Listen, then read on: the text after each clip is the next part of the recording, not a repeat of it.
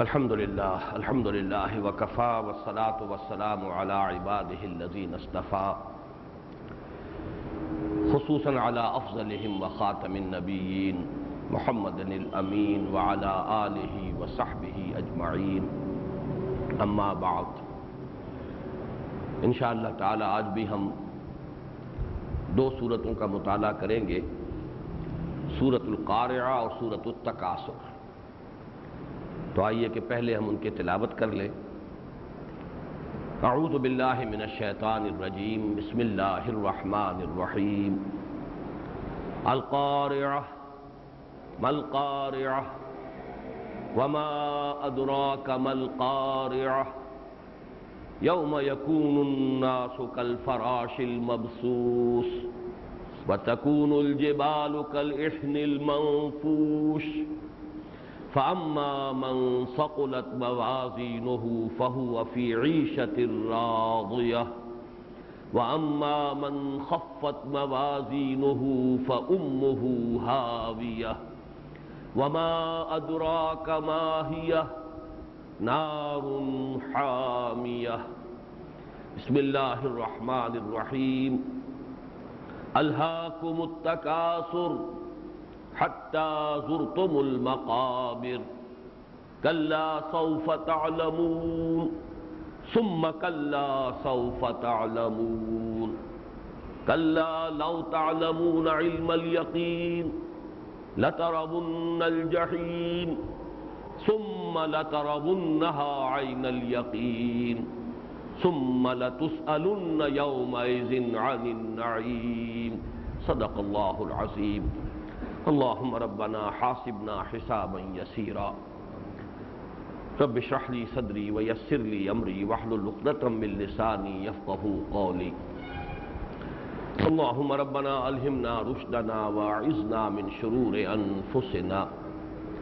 اللہم ارنا الحق حقا وارزقنا اتباعہ وارنا الباطل باطلا وارزقنا اجتنابہ۔ اللہم ارحمنا بالقرآن العظیم واجعلہ لنا اماما ونورا وہدا ورحمہ۔ اللہم ذکرنا منہ ما نسینا وعلمنا منہ ما جہلنا وارزقنا تلاوتہ آناء اللیل وآناء النہار واجعلہ لنا حجتا یا رب العالمین، آمین۔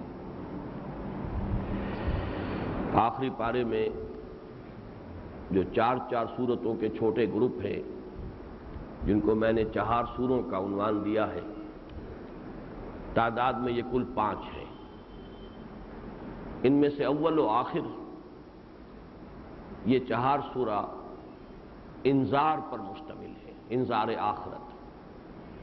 سورۃ التکویر، سورۃ الانفطار، سورۃ المطففین، سورۃ الانشقاق، یہ 4 سورتوں کا ایک گروپ۔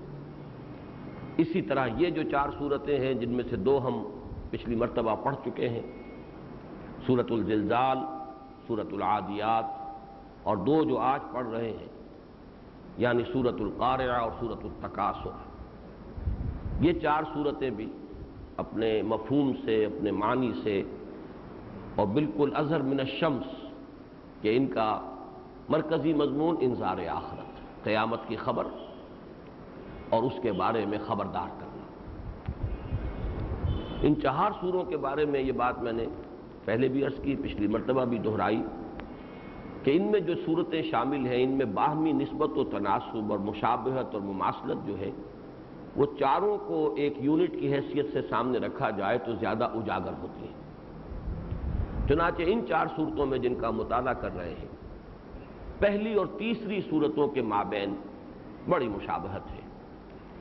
ان دونوں میں سورۃ الزلزال اور سورۃ القارعہ بس ایک ہی مضمون ہے، کوئی اور اضافی مضمون ہے ہی نہیں۔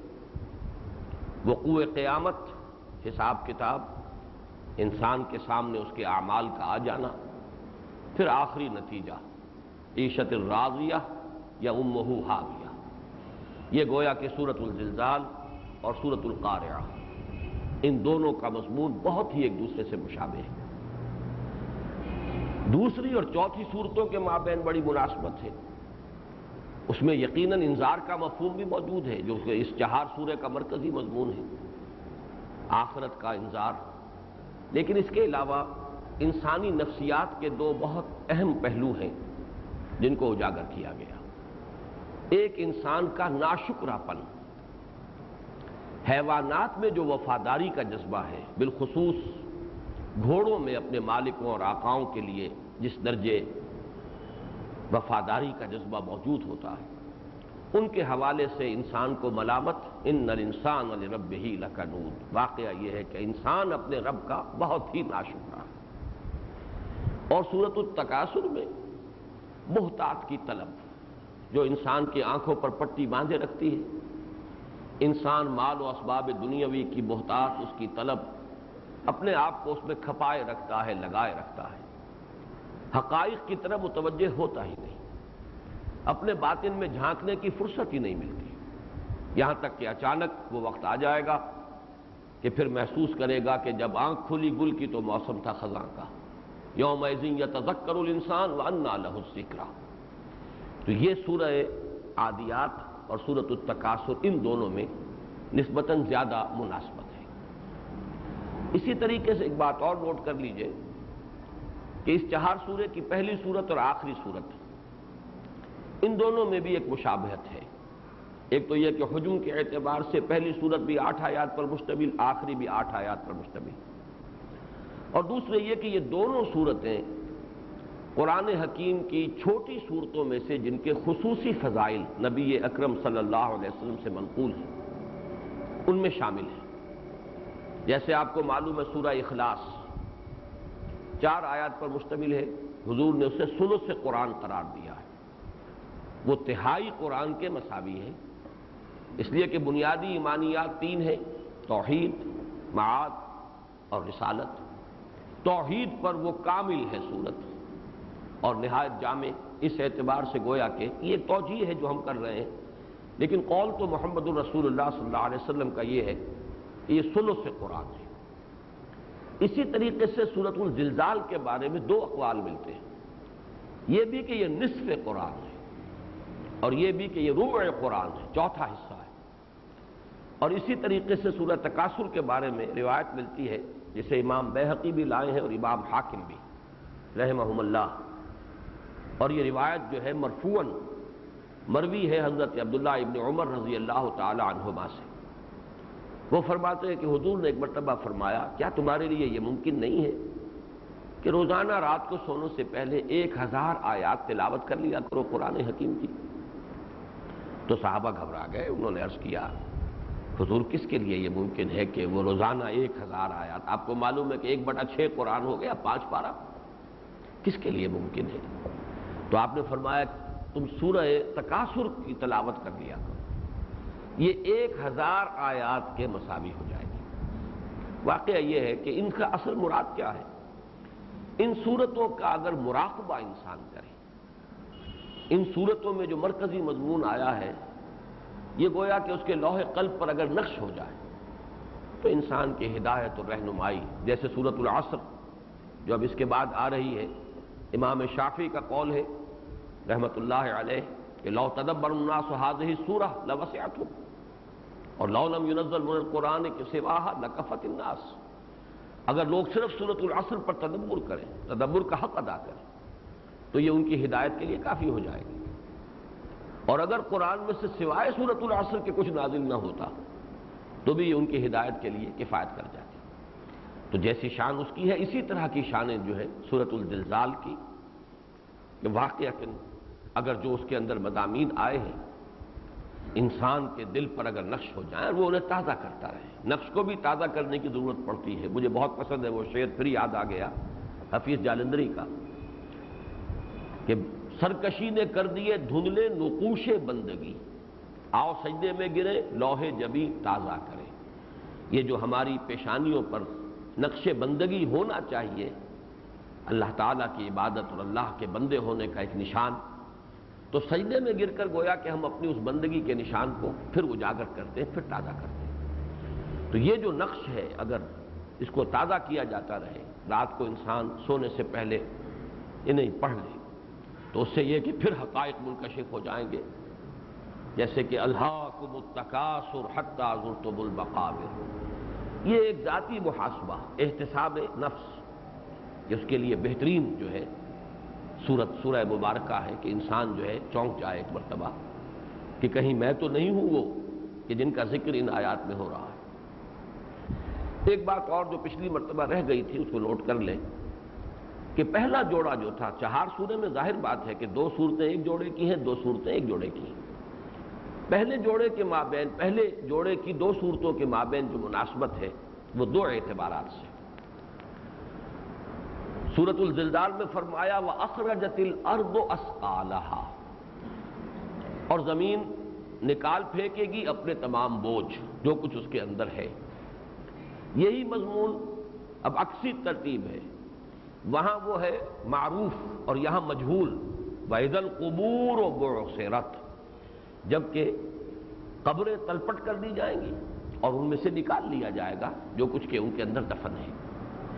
اسی طریقے سے وہاں فرمایا یومئذ یصدر الناس اشتاتا لیروا اعمالهم، اس دن لوگ نکلیں گے مختلف گروہوں میں یا علیحدہ علیحدہ ایک ایک کر کے تاکہ دکھلا دیے جائیں ان کے اعمال، ان کے سامنے آ جائیں۔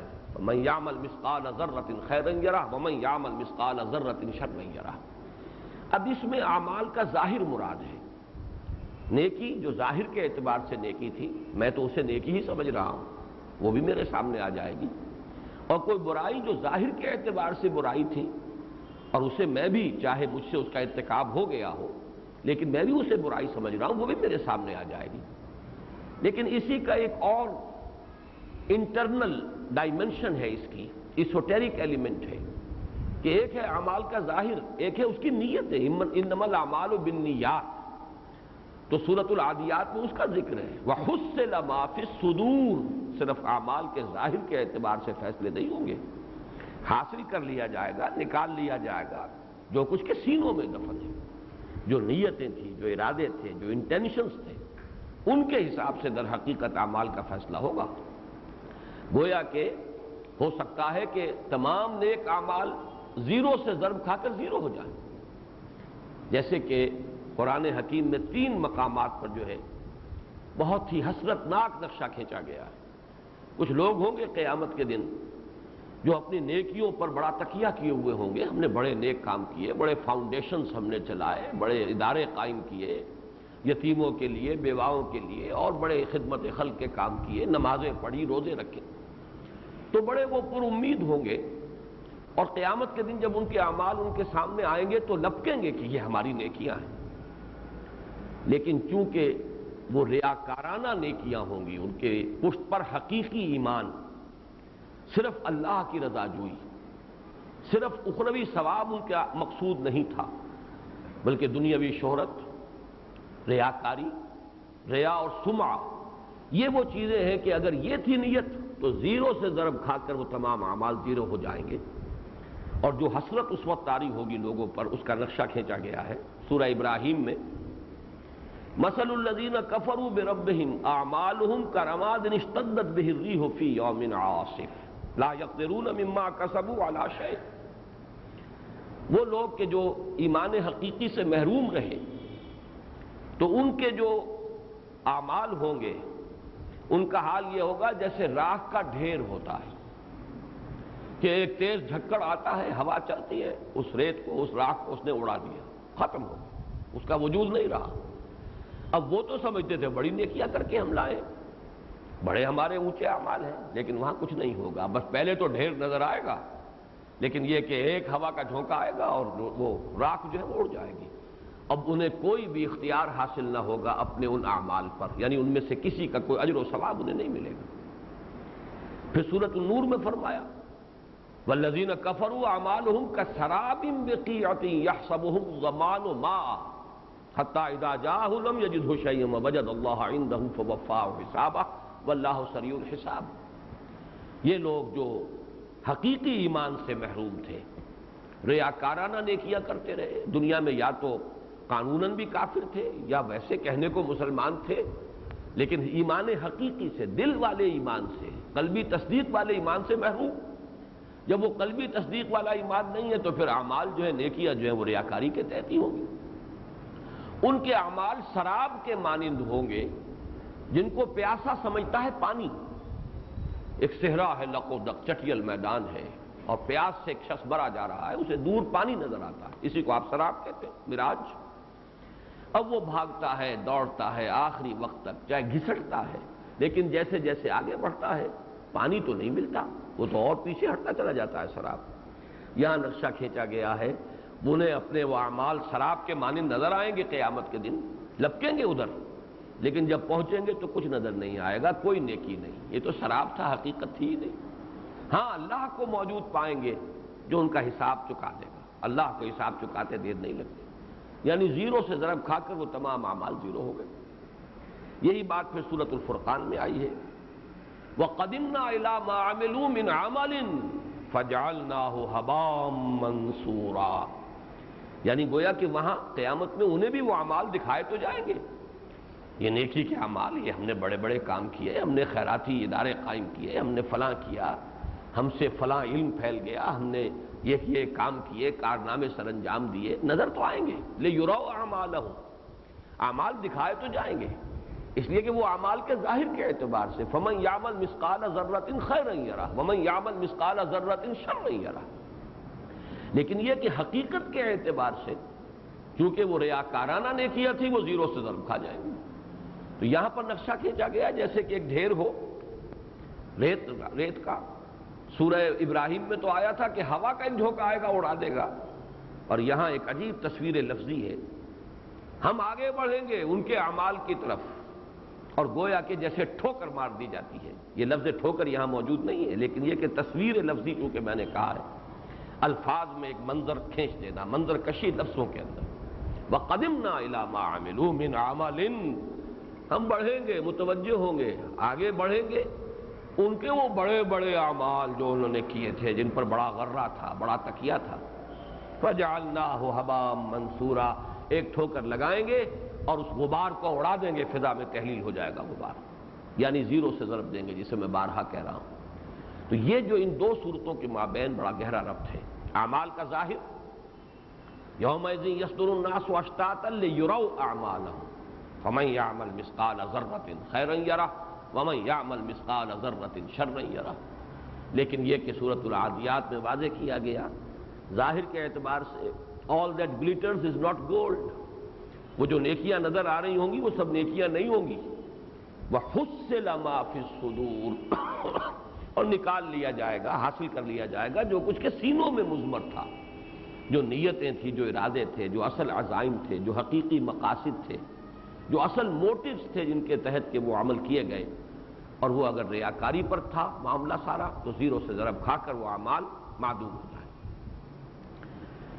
ایک چیز اور بھی نوٹ کر لیجئے، پہلی تین صورتوں میں، ان میں سے اب سورۃ القاریہ تو ابھی ہم پڑھیں گے، یہ مضمون ایک اور اعتبار سے ایک تدریجاً ارتقا کرتے ہوئے انتہا کو پہنچا ہے.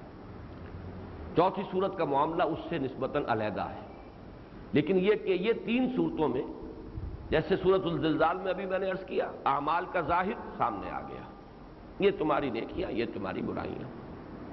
دوسری صورت میں اب اس کو ضرب دی گئی نیتوں سے، حصل ما فی الصدور. اس کا جو نتیجہ نکلے گا وہ تیسری صورت میں ہے، اور وہ ہے وزن اعمال. وہ نیکیوں کا وہی اعمال وزن کیے جائیں گے کہ جن کے اندر حقیقتاً کوئی نیکی ہوگی، ان کا عمل وزن ہوگا، اور اس کے نتیجے میں اما من خفت موازینہ فامہ ہاویہ واما من ثقلت موازینہ فہو فی عیشۃ راضیہ. یہ گویا کہ آخری نتیجہ، اور نتیجے کا پھر وہ جو ظہور ہونا ہے کہ یا تو عیشت الراضیہ ہے، ہمیشہ ہمیشہ کے لیے بہت ہی اچھی زندگی، جنت کی زندگی، اور یا امہ ہاویہ ہے، ان کا ٹھکانہ جو ہے وہ جہنم کی کھائی اور گھٹ بننے والا ہے. یہ انتہا کو پہنچا معاملہ سورۃ القاریہ میں، یہ ایک ترتیب ہے. باقی جہاں تک سورۃ القاریہ اور سورۃ التکاثر کے مابین ربط ہے وہ بہت واضح ہے، وہ آج نمایاں ہو جائے گا کہ سورۃ القاریہ ختم ہوتی ہے فَأُمُّهُ حَاوِيَةٌ وَمَا أَدْرَاكَ مَا هِيَ نَارٌ حَامِيَةٌ، اور سورۃ التکاثر کا اکثر و بیشتر حصہ اسی پر ہے، لَتَرَوُنَّ الْجَحِيمَ. ابھی تو یہ حاویہ کی خبر ہم تمہیں دے رہے ہیں، ابھی تو تمہیں اس کو ایمان بالغیب کے درجے میں ماننا ہے یا علم الیقین کے درجے میں ماننا ہے. اگر مان لو گے تو عافیت ہوگی، نہیں مانو گے لترون الجحیم ثم لترونها عین الیقین، بالآخر تو وقت آ کر ہی رہے گا کہ اسے اپنی آنکھوں سے دیکھنا، چشم سر سے دیکھے گا، وہ حقیقت بن کر تمہارے سامنے آ جائے گی۔ جیسے کہ سورۃ الفجر میں فرمایا یومئذ یتذکر الانسان وانیٰ لہ الذکریٰ، اب اس روز آنکھ کھلے گی، انسان چیتے گا، حقیقت منکشف ہو جائے گی، لیکن اس روز کا چیتنا، اس روز کا حقیقت پر متنبہ ہونا یہ فائدہ دار ہے، اس کا کوئی فائدہ نہیں ہوگا۔ انیٰ لہ الذکریٰ، اب اس سبق حاصل کرنے کا حاصل کیا ہے؟ تو یہ ربط جو ہے سورۃ القاریہ اور سورۃ التکاثر کا یہ بہت نمایاں ہے۔ اب آئیے ہم سورۃ القاریہ کا مطالعہ شروع کر رہے ہیں۔ القاریہ، وہ کھڑ کھڑانے والی یا وہ ٹھونکنے والی۔ قرع کا لفظ آتا ہے عربی زبان میں کسی شے پر دوسری شے کو زور سے مارنا۔ جب آپ کوئی کیل ٹھونکتے ہیں، اگر دیوار بھی ذرا مضبوط ہے، اس میں آپ کو کوئی کیل ٹھونکنی ہے تو بار بار ضرب لگاتے ہیں اور اس سے ایک آواز بھی نکلتی ہے۔ تو کسی شے کو کسی دوسری شے پر ضرب شدید کی صورت میں مارنا، اس سے آواز نکلتی ہے، تو یہ کھڑ کھڑانا۔ اسی طریقے سے دروازے پر دستک، یہ بھی قرع، اس لیے کہ رات کو فرض کیجئے بہت غفلت کا وقت ہے اور دروازہ پیٹ رہا ہے کوئی شخص، تو یہ بھی قرع، اس لیے کہ ہاتھ سے دروازے کے اوپر ضرب لگائی جا رہی ہے۔ القاریہ، یہ لفظ جو ہے قرآن مجید میں اس مادے سے کل 5 مرتبہ لفظ آیا ہے یہ، جس میں سے 3 مرتبہ تو اسی جگہ آ گئے، القاریہ ملقاریہ وما ادراک ملقاریہ۔ یہ نوٹ کر لیجئے، جیسے پچھلی 2 صورتوں کے بارے میں میں نے عرض کیا تھا کہ سورۃ الزلزال 3 صورتیں جو ہیں وہ پہلے 4 سورے کی اسی انداز میں شروع ہوئی تھی، اذا الشمس کورت وَإِذَا النُّجُومُ انْكَدَرَتْ، دوسری صورت اذا السماء انفطرت، تیسری صورت اذا السماء انشقت، یہ اس سلسلے کی گویا کہ چوتھی صورت ہے اذا زلزلت الارض زلزالہا۔ اسی طرح میں نے عرض کیا تھا والعادیات ضبحا فالموریات قدحا، اس اسلوب سے شروع ہونے والی قرآن کی 5 صورتیں ہیں، ان میں سے 4 آ چکی، یہ آخری اور 5ویں صورت ہے۔ والصافات صفا والزاریات ذروا والمرسلات عرفا والنازعات غرقا والعادیات ضبحا۔ اسی طرح یہ نوٹ کر لیجئے کہ سورۃ القاریہ بھی 2 صورتیں ہیں جو بالکل بعین ہی ایک ہی انداز میں شروع ہوئی۔ ایک 29ویں پارے میں الحاقہ ملحاقہ وما ادراک ملحاقہ، القاریہ ملقاریہ وما ادراک ملقاریہ۔ اور ان دونوں صورتوں میں ایک اور بھی نسبت ہے، اس لیے کہ 4تھی مرتبہ یہ لفظ جو آیا ہے القاریہ، یہ اسی صورت میں آیا، الحاقہ ملحاقہ وما ادراک ملحاقہ کذبت ثمود وعاد بالقاریہ۔ تو گویا کہ یہ لفظ قاریہ جو ہے 3 مرتبہ تو اس صورت میں آ رہا ہے، 4تھی مرتبہ وہاں آیا ہے۔ ایک مرتبہ یہ قاریہ قاریعۃ نکرہ کی صورت میں آیا ہے، یہ سورۃ الرعد میں، ولا يزال الذين كفروا تصيبهم بما صنعوا قارعة او تحل قريبا من دارهم حتى ياتي وعد الله۔ وہاں یہ ایک نکرہ کی صورت میں آیا ہے، کوئی تکلیف، جس کو کہ سورہ سجدہ میں کہا گیا ہے وَلَنُذِيقَنَّهُم مِّنَ الْعَذَابِ الْأَدْنَىٰ دُونَ الْعَذَابِ الْأَكْبَرِ، بڑے عذاب کا وقت آنے سے پہلے پہلے ان پر چھوٹے چھوٹے عذاب آتے رہیں گے۔ ان چھوٹے عذابوں کو بھی قاریعۃ سے تعبیر کیا گیا، اس لیے کہ جو تکلیف بھی آتی ہے، تکلیف سماوی ہو، کوئی عرضی ہو، کوئی حادثہ ہو، کوئی اسی طریقے سے مصیبت عرضی و سماوی ہو، تو وہ بھی کھڑکھڑا دیتی ہے، ایک مرتبہ چونکا دیتی ہے، جگا دیتی ہے۔ تو نکرہ کی صورت میں بھی یہ لفظ آیا ہے سورہ رعد میں۔ باقی یہ کہ یہاں پر نحوی اعتبار سے 2 رائے ہیں، ایک تو یہ کہ القاریہ مبتدا ہے اور خبر محذوف ہے آتیۃ، وہ کھڑکھڑانے والی آ کر رہے گی، اس کے بارے میں کوئی شک و شبہ نہیں۔ اور ایک یہ کہ اصل میں یہ جملہ خبریہ ہے لیکن فعلیہ، اس سے پہلے فعل محذوف ہے، لَتَأْتِيَنَّ الْقَارِعَةُ، یقیناً وہ قارعہ آ کر رہے گی۔ بہرحال یہ اسلوب ہے قرآن مجید کا کہ محذوف جو ہے اس کے اندر بلکہ ایک طرح کی اور فصاحت پیدا ہوتی ہے کہ انسان جو ہے ساری توجہ اسی لفظ پر مرکوز کر دے، اس سے پہلے اس کے بعد کیا ہے، بجائے اس کے کہ توجہ جو ہے منتشر ہو، القاریہ، وہ کھڑکھڑانے والی، وہ ٹھونکنے والی، مل قاریہ، کیا ہے وہ کھڑکھڑانے والی، کیا ہے وہ ٹھونکنے والی؟ وما ادراک ما القارعہ، اور تمہیں کیا معلوم، تمہیں کیا اندازہ، تمہیں کیسے اندازہ ہو کہ وہ قارعہ کیا ہے، وہ ٹھونکنے والی کیا ہے؟ یعنی ابھی تم اس کا تصور نہیں کر سکتے، ابھی تو تمہیں بات بتائی جا رہی ہے، ایک لفظ ہے جو تمہیں سنایا جا رہا ہے، وہ تو جب وہ مصیبت سامنے آئے گی، جب وہ گھڑی ہوگی، جب وقت آئے گا تو معلوم ہوگا، اس کی اصل حقیقت اس وقت منکشف ہوگی۔ یوم یکون الناس کالفراش المبثوث۔ اب اس سے پہلے کہ ہم آگے بڑھیں، یہ قارعہ سے مراد ظاہر بات ہے کہ قرآن مجید میں وقوع قیامت کے لیے جو الفاظ آئے ہیں ان میں سے ایک بڑی زوردار آواز، تیز آواز، کھڑکھڑانے والی آواز، تباہی بھی اسی سے آئے گی، ہلاکت بھی اسی سے ہوگی، جس کے لیے کہ زیادہ تر تو لفظ آیا ہے نفخ فی الصور، نفخہ صور، سور میں پھونکا جائے گا۔ حضرت اسرافیل علیہ الصلوۃ والسلام وہ زور سے پھونک مارے گا۔ یہی نفخہ صور جو ہے یہی لوگوں کی ہلاکت کا سبب بنے گا، یہی نفخہ صور جو ہے پھر بعث بعد الموت کا سبب بنے گا۔ تو دو نفخے تو قرآن مجید میں سورہ زمر کی ایک آیت سے ایک مقام جو ہے اس کے آخری حصے میں اس میں بالکل واضح ہے، وَنُفِخَ فِي الصُّورِ فَصَعِقَ مَن فِي السَّمَاوَاتِ وَمَن فِي الْأَرْضِ إِلَّا مَن شَاءَ اللَّهُ ثُمَّ نُفِخَ فِيهِ أُخْرَى فَإِذَا هُمْ قِيَامٌ يَنظُرُونَ۔ پھر اس میں ایک مرتبہ پھر پھونک ماری جائے گی تو وہ کھڑے ہوں گے اچانک دیکھتے ہوئے۔ تو گویا کہ یہ دو نفخے جو ہیں یہ تو نص قرآنی سے ثابت ہے، ان کے مابین وقفہ ہوگا۔ ایک سے وہ قیامت اس معنی میں الساعہ، نفخہ ساعہ ہے وہ، جس سے کہ ایک ہلاکت طاری ہو جائے گی تمام ذی حیات جتنی بھی ہستیاں ہیں، اور پھر کتنا وقفہ ہوگا یہ ہم نہیں جانتے، ہو سکتا ہے سینکڑوں سال ہو، ہزاروں سال ہو، واللہ عالم۔ اس کے بعد آئے گا پھر وہ نفخہ ثانیہ، اور اس کے بعد جو ہے وہ نفخہ بعث ہے، لوگوں کو وہ ان کی قبروں سے نکل آئیں گے، اٹھا لیا جائے گا۔ لیکن جیسا کہ میں نے پہلے بھی عرض کیا تھا، قرآن مجید میں ایک اور نفخہ بھی ثابت ہے، اور وہ نفخہ جو ہے نفخہ فزع، وَيَوْمَ يُنفَخُ فِي الصُّورِ فَفَزِعَ مَن فِي السَّمَاوَاتِ وَمَن فِي الْأَرْضِ، سورۃ النمل آیت 87۔ جب سور میں پھونکا جائے گا تو گھبراہٹ طاری ہو جائے گی سب پر، جو بھی آسمانوں میں ہوں گے اور جو بھی زمین میں ہوں گے۔ لہذا علماء نے اب ان نفخہ صور کو 3 مراتب میں تقسیم کیا۔ نفخہ فزع، پہلی مرتبہ جب سور میں پھونک ماری جائے گی تو گھبراہٹ طاری ہو جائے گی، ہول طاری ہو جائے گا، ایک ہلچل ہو جائے گی، زلزلہ آئے گا۔ یہ ہے جس کو کہ زلزلۃ الساعہ کہا گیا ہے سورہ حج کے شروع میں، جو میں نے پچھلے درس میں بھی جس کا حوالہ دیا تھا۔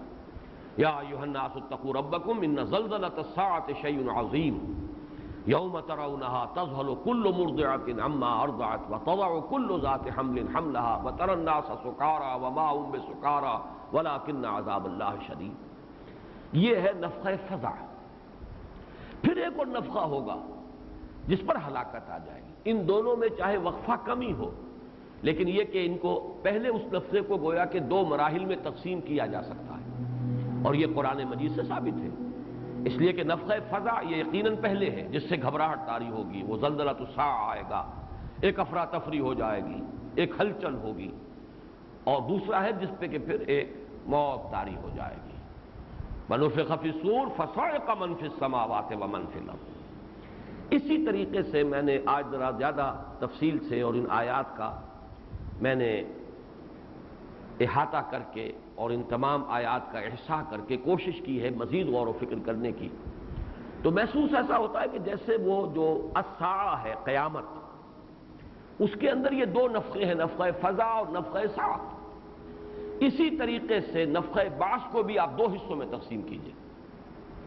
ایک مرتبہ سور میں پھونکا جائے گا تو لوگ کھڑے ہو جائیں گے، اچانک قبروں سے نکل آئیں گے، لیکن ایک بھوچکے سے ہو کر رہ جائیں گے، ایک احساس ان پر طاری ہوگا یہ کیا ہوا۔ اس کا نقشہ پچھلی صورت میں آ چکا ہے۔ وَقَالَ الْإِنسَانُ مَا لَهَا، جب زمین جو ہے وہ اپنے تمام بوجھ نکال دے گی تو اب انسان حیران اور ششدر ہو کر، پریشان ہو کر اور بھوچکا سا ہوگا یہ کیا ہوا ہے۔ قَالَ الْإِنسَانُ مَا لَهَا، لیکن اس کا زیادہ تفصیل سے نقشہ سورہ یاسین میں آیا ہے۔ قَالُوا يَا وَيْلَنَا مَنْ بَعَثَنَا مِن مَّرْقَدِنَا هَذَا مَا وَعَدَ الرَّحْمَٰنُ وَصَدَقَ الْمُرْسَلُونَ۔ وہ کہیں گے ہائے ہماری شامت، ہمیں ہماری قبروں سے کس نے اٹھا دیا؟ اور پھر اچانک کہیں گے ہائے معلوم ہوا یہ ہے وہ دن جس کا کہ وعدہ کیا تھا رحمان نے، آ گئی وہ شامت ہماری، اور آج حقیقت منکشف ہو گئی۔ صدق المرسلون، رسولوں نے جو کچھ کہا تھا سچ کہا تھا۔ ہم تو ڈھکوسلا ہی سمجھتے رہے، ہم سمجھتے رہے کہ ویسے ہی دھونس جما رہے، باتیں بنا رہے، صرف ہمیں ذرا دھمکانے کے لیے کچھ چیزیں گھڑ لی گئی۔ ھذا ما وعد الرحمن وصدق المرسلون، وہ بات تو سچی نکلی، جو کچھ کہا تھا رسولوں نے وہ سچ نکلا، یہ ہے وہ جس کا وعدہ کیا تھا۔ تو یہ کتنا ہی تھوڑا سا وقت ہو، لیکن یہ کہ ایک یہ کیفیت جو ہے بھوچکا اور حیران و ششدر ہونے کی، یہ انسان پر طاری ہوگی۔ اور اس کے بعد ایک نقشہ کھینچا گیا ہے قرآن مجید کے متعدد مقامات پر، پھر کوئی آواز آئے گی، اسے صیحہ بھی کہا گیا ہے، زجرہ بھی کہا گیا ہے۔ فَإِنَّمَا هِيَ زَجْرَةٌ وَاحِدَةٌ فَإِذَا هُمْ بِالسَّاهِرَةِ وَإِنْ كَانَتْ إِلَّا صَيْحَةً وَاحِدَةً، فرمایا گیا کہ وہ صرف ایک صیحت ہوگی، فَإِذَا هُمْ جَمِيعًا لَدَيْنَا مُحْضَرُونَ۔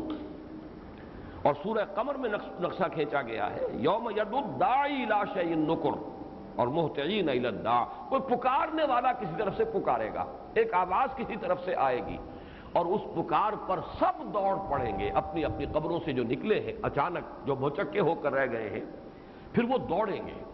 اور اس دوڑ کا نقشہ قرآن مجید میں کئی مقامات پر آیا ہے۔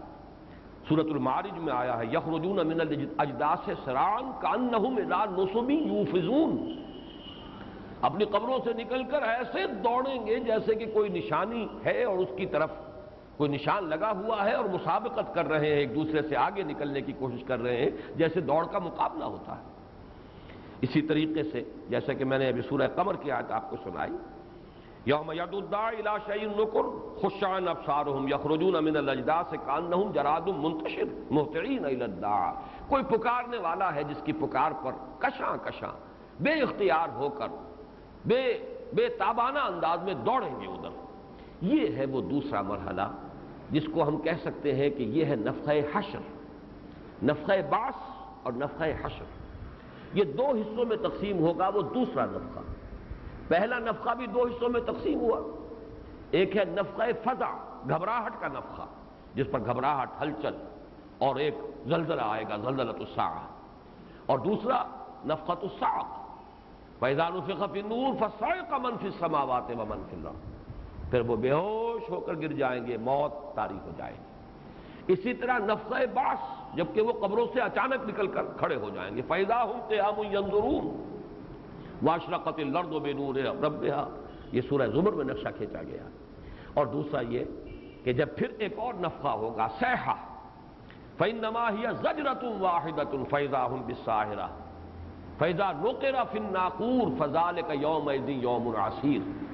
اب اس کے لیے مختلف الفاظ آئے ہیں، کہیں صیحہ ہے، کہیں زجرہ ہے، کہیں نُقِرَ فِي النَّاقُورِ ہے، کہیں نُفِخَ فِي النَّاسُورِ، نُفِخَ فِي الصُّورِ ہے۔ تو یہ مختلف انداز ہے، لیکن اگر ان کا احصاء کیا جائے تو معلوم ہوتا ہے کہ یہ مرحلے چار ہیں، در حقیقت میں دو نہیں۔ پہلا مرحلہ دو حصوں میں منقسم، نفخہ فزع اور نفخہ صاعق۔ دوسرا مرحلہ پھر دو حصوں میں منقسم، نفخہ بعث اور نفخہ حشر، جبکہ جمع کیے جائیں گے، دوڑے ہوئے آئیں گے اس میدان حشر کی طرف۔ جیسا کہ میں نے سورۃ الزلزال کے بارے میں عرض کیا تھا، سورۃ الزلزال میں بھی اور یہ سورۃ القارعہ میں بھی یہ وہ نفخہ ہے در حقیقت جس کا ذکر کیا جا رہا ہے، جبکہ دوڑیں گے، لپکیں گے۔ پہلا نفخہ وہ کہ جبکہ اچانک لوگ کھڑے ہو جائیں گے، بھوچکے ہو جائیں گے، وہ نفخہ بعث ہے جس کا سورۃ الزلزال میں تذکرہ ہے۔ یہاں سورۃ القارعہ میں وہ ہے کہ جس میں اب یہ دوڑیں گے، اس لیے یہاں پر نقشہ کھینچا گیا ہے یوم یکون الناس کالفراش المبثوث، جیسے کہ پتنگے منتشر ہوتے ہیں، انسان ایسے ہو جائیں گے۔ اسی کو سورۃ القمر میں کہا گیا جراد منتشر، جیسے ٹڈی دل ہوتا ہے، لیکن ٹڈی دل کے بارے میں آپ کو معلوم ہے وہ ایک سمت میں دوڑتا ہوا ہوتا ہے، چاہے اس کا کتنا بھی پھیلاؤ ہو، لیکن سمت ایک معین ہوتی ہے، اس سمت کے اندر دوڑتے ہوئے ہوتے ہیں، جیسے کوئی پکارنے والا پکار رہا ہے اور اسی کی سمت میں دوڑے چلے جا رہے ہیں۔ یہاں نقشہ کھینچا گیا جیسے پتنگے، اور پتنگوں کا آپ کو معلوم ہے کہ چراغ پر گرتے ہیں، یہ گویا کہ ان کے لیے بھی کوئی ایک شے ہے، ایک ہدف معین ہے جس کی طرف کہ وہ دوڑ رہے ہیں۔ کَأَنَّهُمْ إِلَىٰ نُصُبٍ يُوفِضُونَ، کوئی ایک ہدف ہے جس کی طرف کہ دوڑ لگائی ہوئی ہے، مقابلہ ہو رہا ہے، جیسے کہ پتنگے جو ہیں وہ ایک دوسرے سے آگے بڑھ کر، اور پروانہ وار جسے آپ کہتے ہیں، وہ اپنے آپ کو نثار کرتے ہیں شمع پر۔ یوم یکون الناس کالفراش المبثوث وتکون الجبال کالعہن المنفوش، اور پہاڑ ایسے ہو جائیں گے جیسے دھنکی ہوئی رنگی ہوئی اون۔ اہن کہتے ہیں اس اون کو جس سے رنگ دیا گیا ہو۔ اب مختلف ڈھیر لگے ہوئے ہیں، مختلف جو ہے گچھے اون کے ہیں، انہیں مختلف رنگ دے دیے گئے ہیں۔ پھر اس کو اون بنانے سے پہلے، ابھی تو وہ بالوں کی شکل میں ہے، صوف ہے، لیکن یہ کہ اب بٹنا ہے، ان کو بٹنے سے پہلے دھنکا جاتا ہے تاکہ ان کے ریشے علیحدہ علیحدہ ہو جائیں۔ تو یہ جو ریشے علیحدہ علیحدہ ہو جاتے، دھنکی ہوئی روئی، اصل میں چونکہ روئی عرب میں تھی نہیں، اگر تو یہ کہیں اس علاقے میں قرآن مجید نازل ہوتا تو زیادہ قریبی جو ہے وہ روئی جو ہے، دھنکی ہوئی روئی، اس کا ہمارے سامنے تصور زیادہ ہے۔ اون کا دھنکا جانا وہ زیادہ ہمارے لیے معروف نہیں ہے، لیکن جہاں کاٹن تھی نہیں، روئی کا کوئی وجود نہیں، وہاں یہ اون ہی کے ساتھ یہ سارا معاملہ ہوتا تھا۔ صوف جو ہے اسی کو پہلے وہ رنگتے تھے، پھر اس کو وہ دھنکتے تھے، پھر جب ریشے علیحدہ علیحدہ ہو گئے اب ان کو بٹتے تھے تو وہ اون کی شکل بنتی تھی، اس سے اب کپڑا بنائیے، کمبل بنائیے، جو بھی بنائیے۔ پہاڑ ہو جائیں گے جیسے دھنکی ہوئی اون رنگا رنگ کی۔ یہ جو قرآن مجید میں پہاڑوں کا معاملہ جو آیا ہے قیامت کے ضمن میں نے آج ذرا وہ مقامات بھی جمع کیے ہیں۔ یہ پہاڑ جو ہے کہیں فرمایا گیا کہ دھنکی ہوئی اون کے مانند ہوں گے، کہیں فرمایا گیا ایسے چل رہے ہوں گے کہ جیسے بادل چلتے ہیں، اور آج کے زمانے میں واقعہ یہ ہے کہ جو ہوائی سفر کرتے ہیں ان کو معلوم ہے کہ اس کے لیے بہترین تمثیل جو ہے وہ بادل ہے، اس لیے کہ بادلوں سے جب جہاز گزرتا ہے بادل ہمیں نیچے سے نظر آتا ہے کہ جیسے کوئی سالڈ شے ہے، حقیقت میں تو وہ جہاز ایسے گزرتا ہے کہ بس ایک دھند سی ہے اور کچھ بھی نہیں، اس کے تمام ذرات ایک دوسرے سے کوئی پیوست نہیں ہے آپس میں، بلکہ یہ کہ وہ علیحدہ علیحدہ ہیں، تو بالکل روئی کے گالوں کی طرح، بلکہ روئی کے بھی ریشے جو ہیں آپس میں پیوست ہوتے ہیں، اس طرح علیحدہ نہیں ہوتے کہ ان میں سے کوئی چیز آسانی سے گزر جائے، لیکن یہ تو بہت ہی ایک دوسرے سے دور، ایک لطافت کا ایک نقشہ۔ یہ آیات بھی سن لیجئے، یہ جو تکون الجبال کالعہن المنفوش جو ہم اس سورہ مبارکہ میں یہ الفاظ پڑھ رہے ہیں، 10 مقامات اور ہیں کہ جن پر قرآن مجید میں یہ نقشہ کھینچا گیا۔ سورۃ الکہف میں فرمایا گیا وَيَوْمَ نُسَيِّرُ الْجِبَالَ وَتَرَى الْأَرْضَ بَارِزَةً وَحَشَرْنَاهُمْ فَلَمْ نُغَادِرْ مِنْهُمْ أَحَدًا، جس دن کہ ہم پہاڑوں کو چلائیں گے اور تم دیکھو گے زمین کو کہ ننگی ہو جائے گی، پہاڑ جو ہے زمین کو ڈھانپے ہوئے ہیں، یہ چلیں گے تو زمین نیچے سے نکل آئے گی، ننگی ہو جائے گی، بوجھ ہٹ جائے گا۔ سورہ طٰہٰ میں فرمایا وَيَسْأَلُونَكَ عَنِ الْجِبَالِ قُلْ يَنسِفُهَا رَبِّي نَسْفًا فَيَذَرُهَا قَاعًا صَفْصَفًا، اے نبی آپ سے پہاڑوں کے بارے میں پوچھتے ہیں کہ تم کہتے ہو قیامت آئے گی، تو یہ پہاڑوں کا کیا ہوگا؟ تم کہتے ہو زمین چٹیل ہو جائے گی، اذا الارض مدت، زمین کو کھینچ دیا جائے گا، تو یہ پہاڑ اتنی عظیم چیز ہے، اتنے بڑے بڑے بوجھ، ان کا کیا ہوگا؟ قُلْ يَنسِفُهَا رَبِّي نَسْفًا، کہہ دیجئے میرا رب ان کو ریزہ ریزہ کر دے گا، فَيَذَرُهَا قَاعًا صَفْصَفًا، اور زمین کو بالکل چٹیل صاف میدان بنا کر چھوڑ دے گا۔ سورۃ النمل میں فرمایا وَتَرَى الْجِبَالَ تَحْسَبُهَا جَامِدَةً وَهِيَ تَمُرُّ مَرَّ السَّحَابِ، اور تم دیکھتے ہو پہاڑوں کو تم سمجھتے ہو بڑی جامد شے ہے، بڑی ٹھوس شے ہے، بہت ہی پختہ چیز ہے، بڑی مضبوط شے ہے، اور قیامت کے دن تم دیکھو گے یہ ایسے چل رہے ہوں گے جیسے بادل چلتے ہیں۔ اور مختصر صورت جو آخری صورتیں ہیں، بلکہ نزول کے اعتبار سے ابتدائی صورتیں، چھوٹی چھوٹی آیات جہاں ہیں، ان میں یہ مضمون جو آیا ہے سورۃ الطور میں وَتَسِيرُ الْجِبَالُ سَيْرًا، یہ پہاڑ چلیں گے جیسے کہ چلتا ہے کوئی شے، چلتی ہے، حقیقت کا چلنا، یہ صرف محاورہ نہیں ہے۔ وَبُسَّتِ الْجِبَالُ بَسًّا وَتَكُونُ الْجِبَالُ كَالْعِهْنِ، سورہ معارج میں یہی اون کا، دھنکی ہوئی اون۔ وَكَانَتِ الْجِبَالُ كَثِيبًا مَهِيلًا، سورہ مزمل میں یہ پہاڑ ایسے ہو جائیں گے جیسے پھسلواں ریت ہوتی ہے، ریت جو ہے علیحدہ علیحدہ ذرے کہ جو پھسلتی ہے۔ اور سورہ مرسلات میں آیا وَإِذَا الْجِبَالُ نُصِفَتْ، یہ وہی لفظ ہے جو سورہ طٰہٰ میں آ چکا ہے، يَنسِفُهَا رَبِّي نَسْفًا، جب یہ پہاڑ ریزہ ریزہ کر دیے جائیں گے۔ سورۃ النبا میں آ چکا ہے وَسُيِّرَتِ الْجِبَالُ فَكَانَتْ سَرَابًا، یہ سراب کا لفظ آ گیا جو سورہ نور کے حوالے سے بھی آج آیا تھا، اور ریت، چمکتی ہوئی ریت جو پڑی ہوتی ہے دور چٹیل میدان میں، جسے آدمی پانی سمجھتا ہے۔ سیرت الجبال فکانت سرابا، یہ پہاڑ چلائے جائیں گے اور ایسے ہو جائیں گے جیسے وہ چٹیل میدان میں ریت پڑی ہوئی۔ اور سورۃ التکویر میں فرمایا تھا وَإِذَا الْجِبَالُ سُيِّرَتْ، جبکہ یہ پہاڑ چلا دیے جائیں گے۔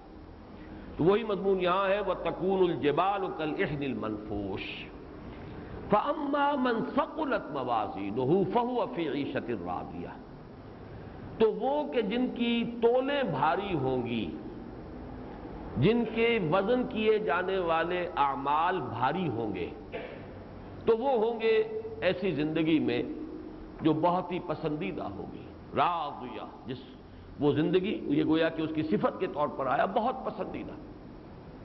وَأَمَّا مَنْ خَفَّتْ مَوَازِينُهُ، اور وہ کہ جن کے وہ موزون وزن کی ہوئی شیئیں، وزن کیے ہوئے اعمال ہلکے ہوں گے، فَأُمُّهُ ہاویہ، تو ان کا ٹھکانہ ہوگی ہاویہ۔ ہاویہ کہتے ہیں کوئی کھائی یا کھڈ۔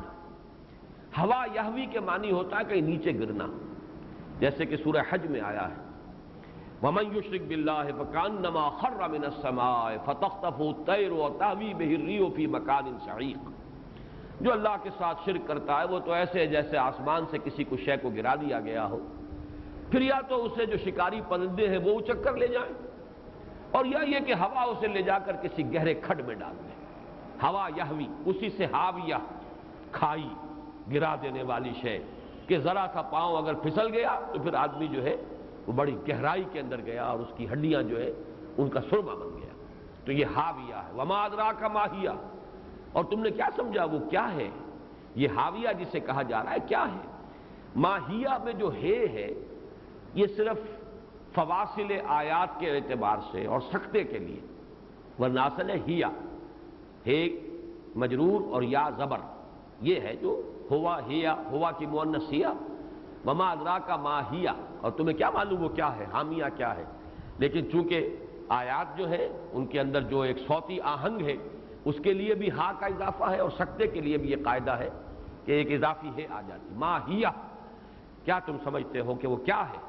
نار حامیہ، آگ ہے دہکتی ہوئی، بھڑکتی ہوئی۔ ان آیات میں جو اصل مضمون ہے جس پر تفصیل سے ذرا غور کرنا ہوگا وہ یہ ہے کہ موازین سے مراد کیا ہے۔ اما من ثقلت موازینہ واما من خفت موازینہ، مراد کیا ہے؟ موازین جو ہے لفظی طور پر میزان کی جمع بھی ہو سکتی ہے، موزون کی جمع بھی ہو سکتی ہے۔ میزان وہ آلہ ہے جس میں تولا جاتا ہے کسی شے کو، موزون وہ شے ہے جو تولی جاتی ہے، جس کا وزن کیا جاتا ہے، وزن سے مفعول۔ یہ جو آلہ ہے ایک تولنے کا میزان، اگرچہ بعض روایات سے یہ معلوم ہوتا ہے، حضرت حسن بصری رحمۃ اللہ علیہ کا قول ہے، اور ظاہر بات ہے کہ تابعی ہیں، ان کا قول جو ہے اس کو ایک خود اپنی جگہ پر ایک سند ہونے کی حیثیت حاصل ہے۔ ہو سکتا ہے کہ یہ حضور صلی اللہ علیہ وسلم ہی سے کوئی شے منقول ہوئی ہے، مرفوع نہیں ہے، اور یہ مرسل کوئی بات ہو، اگر چاہیے کہ اس میں انہوں نے حضور صلی اللہ علیہ وسلم کی طرف اس کو منسوب بھی نہیں کیا۔ عن الحسن، حضرت حسن بصری سے یہ مروی ہے کہ ان کا قول ہے ہوا میزان لہو کفتان ولسان وہو بید جبرائیل علیہ الصلوۃ والسلام، وہ میزان ہے قیامت